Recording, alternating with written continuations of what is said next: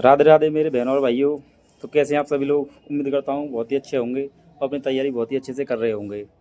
तो दोस्तों आज की ये वीडियो रहने वाली है हमारी यूपी प्लस के नॉर्मलाइजेशन के ऊपर कि किस सेक्टर में कितना नॉर्मलाइजेशन हुआ है, किस में कितना नहीं हुआ है। तो दोस्तों वीडियो को एंड तक जरूर देखें। आज हम आपको बिल्कुल बताएंगे कि कौन सी सेक्टर में कितने नंबर बढ़े हैं। तो मेरे कुछ भाई और बहन बोलते हैं कि यूपीएसआई और यूपी पुलिस का सेम नॉर्मलाइजेशन की प्रक्रिया है। तो दोस्तों ऐसा कुछ नहीं है। यूपीएसआई में अलग तरह से नॉर्मलाइजेशन होता है और यूपी पुलिस में अलग तरह से होता है। मैं आपको बताता हूँ उसमें कैसे कैसे अलग अलग होता है। तो दोस्तों यूपीएसआई में नॉर्मलाइजेशन जो होता है वो होता है सब्जेक्ट वाइज। जिस किसी के सब्जेक्ट जीएस सब्जेक्ट में ज़्यादा नंबर होंगे उसको ज़्यादा नंबर का मिल जाएगा, और जीएस में कम होंगे उसको कम नंबर का मिल जाएगा। उसमें एक क्राइटेरिया होता है 35% का पास होने का, कि हर सब्जेक्ट में आपको 35% नंबर लेके आने हैं। और यूपी पुलिस कांस्टेबल में ऐसा कुछ नहीं होता है। तो दोस्तों यूपीएससी में नॉर्मलाइजेशन जो होता है वो होता है कि जैसे किसी का पेपर था 14 मार्च की पहली शिफ्ट में, और उसके क्वेश्चन थे जीएस में 31, तो उसको लगभग 28 से 30 नंबर का नॉर्मलाइजेशन मिल गया था। इस बार मैं इसी भर्ती की बात कर रहा हूँ जो 2025 में 26 में पूरी हुई है यूपीएससी की। और उसी शिफ्ट में 14 मार्च की पहली शिफ्ट में किसी के नंबर थे जीएस में 25, तो उसको वो शिफ्ट में मिला था नॉर्मलाइजेशन 26 से 27 नंबर का। तो उसमें होता है सब्जेक्ट वाइज। लेकिन यूपी पुलिस में क्या होता है कांस्टेबल में, क्या किसी का एग्जाम था 8 मार्च की पहली शिफ्ट में, तो किसी को 10 नंबर मिलेंगे, तो उसी शिफ्ट में दूसरे वाले को चाहे उसके कितने भी क्वेश्चन कम हो या उससे ज़्यादा हो, तो ज़्यादा से ज़्यादा आधे नंबर का अंतर आएगा। किसी को 10 का मिल जाएगा उस शिफ्ट में, किसी को 10.5 का मिल जाएगा, किसी को पॉइंटों में अंतर होता है, उससे ज़्यादा अंतर उसमें नहीं होता है। तो दोस्तों आज हम आपको बताएंगे कि यूपी पुलिस में कितने नंबर का कौन शिफ्ट में फ़ायदा हुआ है बच्चों को इस बार। तो तो दोस्तों मैं सबसे पहले लेकर आऊँगा सबसे टफ शिफ्ट से लेकर सबसे आसान शिफ्ट तक, मतलब आरोही क्रम में लेकर आऊँगा मैं। पहले सबसे ज़्यादा किसको हुआ है, दूसरे नंबर किसको हुआ है, तीसरे नंबर किसको फ़ायदा हुआ है सबसे ज़्यादा।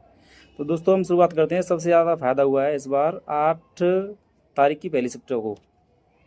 8 तारीख की पहली शिफ्ट को जो नॉयसन मिला है वो मिला है 14 से 18 नंबर के बीच। दोस्तों जो मैं बता रहा हूँ वो बिल्कुल एक्यूरेट नॉर्मेशन है। जिस दिन आपका कट ऑफ आए तो उस दिन देख लेना कि इतना हुआ कि नहीं हुआ है। सबसे टफ शिफ्ट थी जो थी इस बार हुई थी वो 8 जून की पहली शिफ्ट थी। उसमें मिले हैं बच्चों को 14 से लेकर 18 नंबर तक बढ़े हैं लोगों के। और दूसरे नंबर जो टफ शिफ्ट है वो है 9 तारीख की सेकंड शिफ्ट को नॉइस मिला है 11 नंबर से लेकर 14 नंबर का। और जो तीसरे नंबर की सबसे टफ शिफ्ट थी वो थी 10 जून की पहली शिफ्ट, उसको मिला है 8 नंबर से 11 नंबर का नॉर्मलाइजेशन। और जो चौथे नंबर पर सबसे टफ शिफ्ट थी वो थी 10 तारीख की सेकंड शिफ्ट, उसमें नंबर बढ़े हैं 6 नंबर से लेकर 9 नंबर तक बच्चों के नंबर बढ़े हैं इस शिफ्ट में। और पाँचवें नंबर पर जो सबसे ज़्यादा टफ शिफ्ट थी वो थी 8 जून की सेकंड शिफ्ट। इस शिफ्ट में बच्चों के नंबर मिले हैं 5 नंबर से लेकर 7 नंबर तक, इस शिफ्ट में नंबर बढ़े हैं बच्चों के। और जो सबसे इजी शिफ्ट थी इस बार वो थी 9 तारीख की पहली शिफ्ट, यानी कि 9 जून की पहली शिफ्ट सबसे आसान थी इस बार। इसमें दोस्तों नॉइसन ज़्यादा नहीं हुआ है, 2 या 3 नंबर इस शिफ्ट में बड़े होंगे, इससे ज़्यादा का मुझे तो नहीं लगता है इसमें बड़ा है। बाकी देखते हैं रिजल्ट आएगा तो उस टाइम पता चल जाएगा कि आपको कितने नंबर बढ़े हैं कितने नहीं है बढ़े हैं। रॉ मार्क्स से पता चल जाता है कि किसके कितने रॉ मार्क्स थे। तो कम नंबर वालों को भी आएगा, ऐसा ऐसा नहीं है। 8 शिफ्ट में 8 जून की पहली शिफ्ट में जिस किसी की कट ऑफ से कम नंबर होंगे उनका भी नंबर आएगा, देख लेना आप। क्योंकि सबसे ज़्यादा फ़ायदा हुआ है 8 तारीख की पहली शिफ्ट को।